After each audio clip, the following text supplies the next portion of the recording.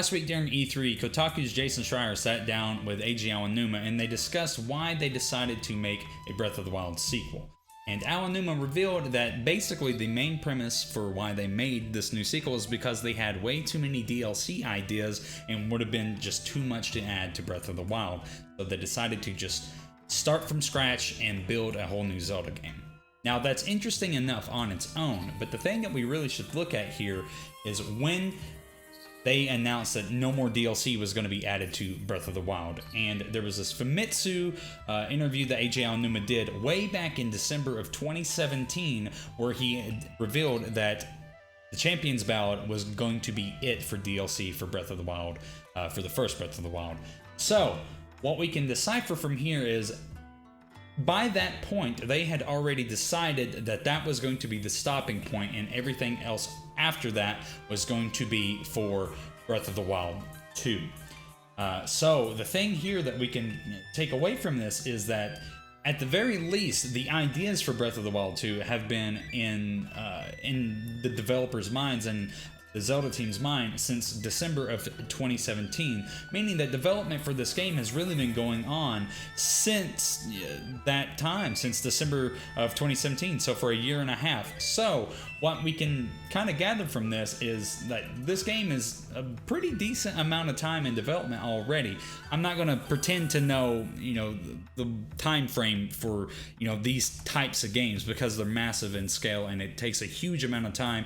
And in the same interview with Jason Schreier, they discussed the work ethic and mentality that Nintendo has for their developers about making sure that their quality of life is good, and then that's their most important thing, which it should be for all developers.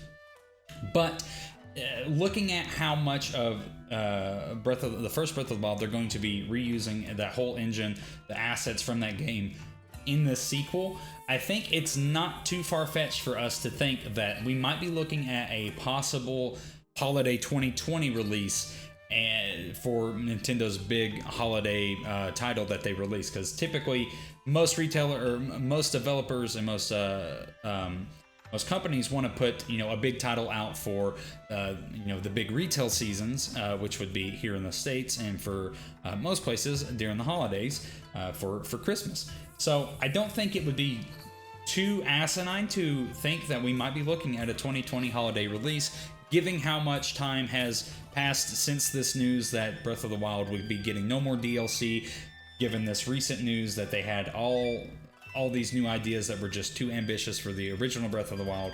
So who knows? We might be looking at a 2020 release, which would be just outstanding.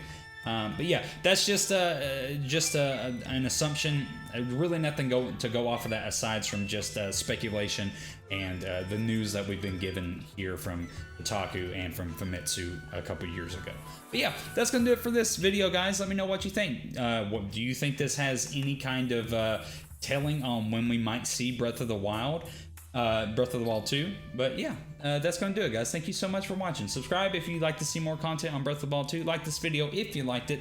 And yeah, I'll see you guys in the next one. Thanks so much for watching.